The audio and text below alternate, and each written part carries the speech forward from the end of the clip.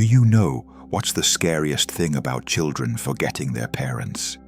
It's not pain, not loneliness. It's that everyone gives the wrong advice. Call them yourself. Try to make peace. Forgive them. Find a hobby to distract yourself. All of that is nonsense. Painkillers that don't cure the disease. Today I'll tell you about the only action that truly changes everything. It's radical, it's frightening, but it's the only thing that works. And it's not what you expect. One action: stop being a parent. Die as a parent. Die as the person you've been for the last 40 or 50 years. Let me explain what that really means. Why your children forgot you.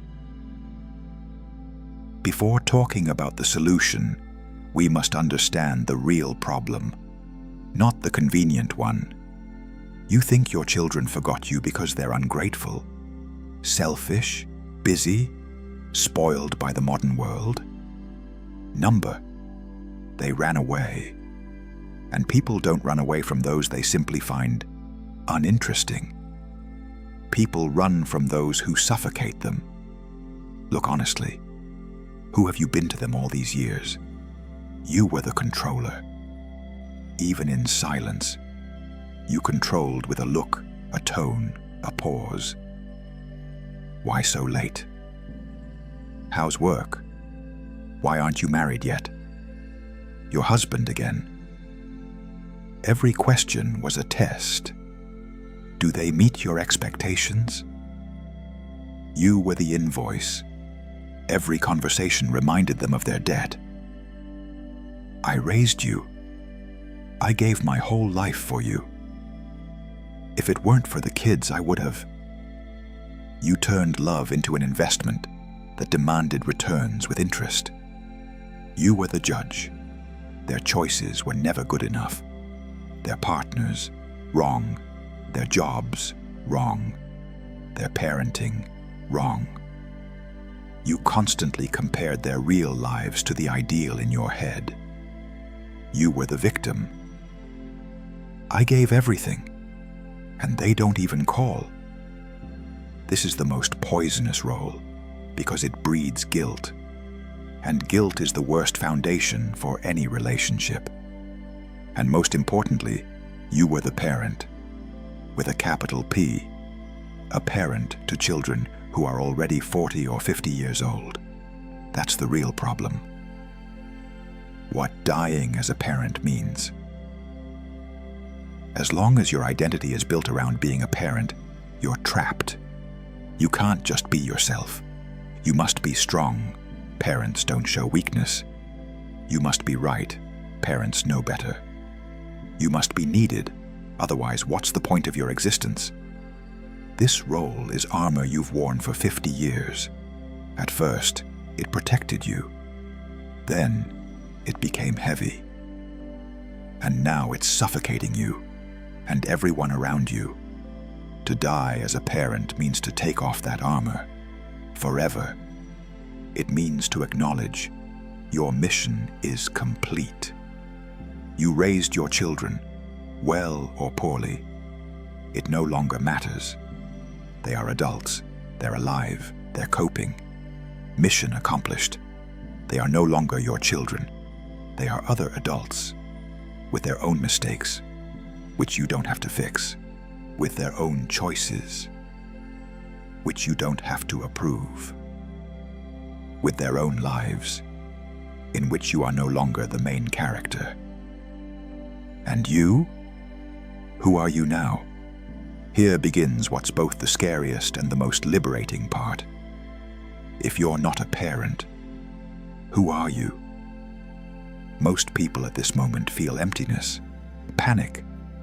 I'm nobody. I'm nothing. My life is over. But that's not emptiness, that's freedom. For the first time in decades, you're free to be yourself, not a function, not a role. Yourself. The person you were before you became a parent.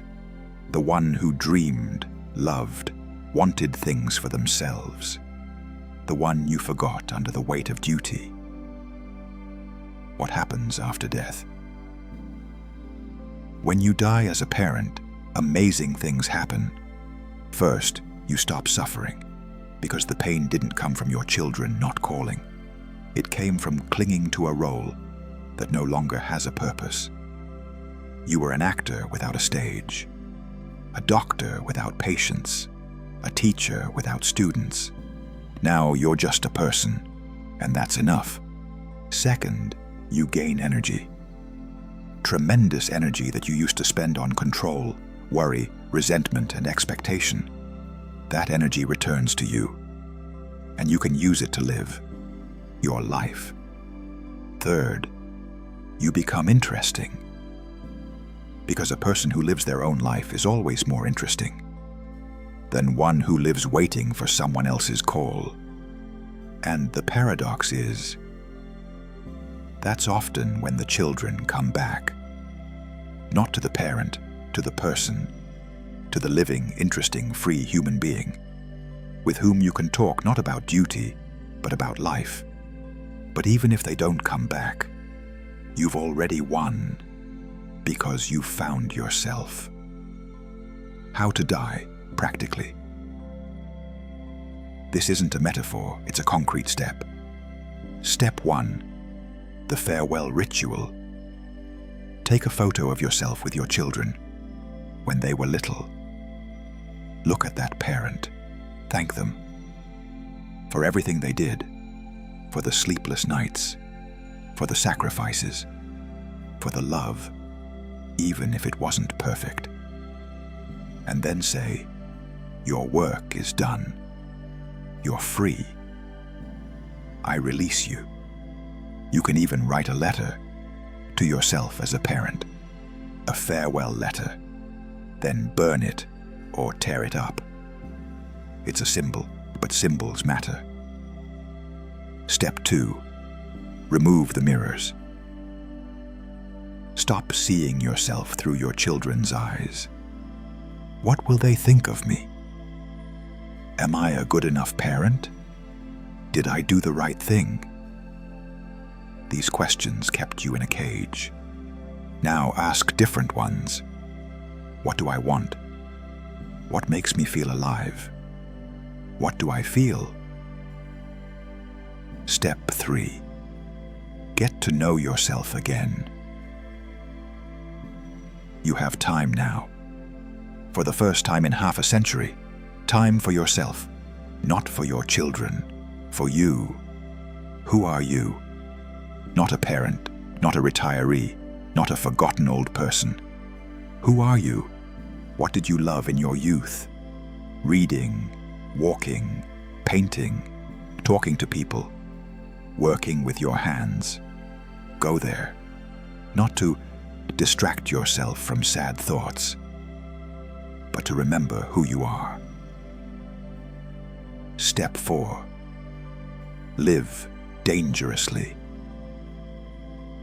At 70, you are freer from fear than ever. What do you have to lose? All your life you were careful. I can't. I have kids. I need to save for the kids. What will people think? I'm a parent. Now, do what you were afraid of. Travel alone. Take up a strange hobby. Fall in love if you want. Tell people the truth. Try something not age-appropriate. Age is just another role. Take it off. What you gain in return. When you die as a parent, you don't lose your children. You give them the chance to truly know you. Not as a function, mom, dad, but as a human being with dreams, fears, desires, and stories. Imagine, they call you not out of obligation, but because they're curious.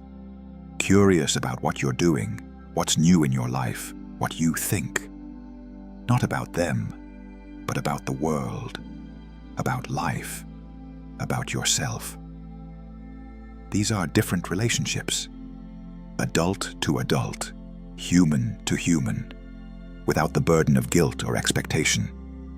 And if they don't call, then you have something even more valuable: yourself, free, alive, real, and no one can take that from you. If your children have forgotten you after 70, it's not the end. It's an invitation. An invitation to die and be born again. To die as a parent, that role no longer works. It's over.